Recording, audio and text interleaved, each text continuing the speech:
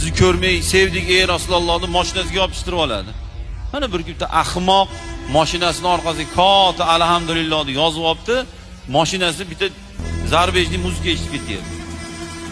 Bugun Qur'on yoki chiroyli yozuvlar ko'rgazmaga bo'lib qoldi xolos.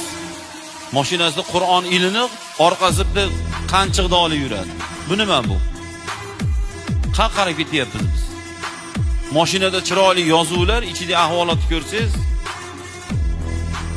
bu din degani bu bir haligi joyi kelganda o'ziga mos kelganda amal qilib qo'yib, qolganini yig'ishtirib qo'yish degani. Bas, musulmon tupurayotganda ham musulmon bo'ladi. Bu nima degani? Tupurayotganingizni, tupurgingizni birov ko'rmasligi kerak. Musulmon farosatli bo'ladi. Bugunchi bugun madaniyatsiz nos chekadiganlar ko'yingizni aynida tupurib yuradi. Buchoy tashlaydi, ko'chani musor qilib tashlayapti. Qani musulmonchilik? Qani islom?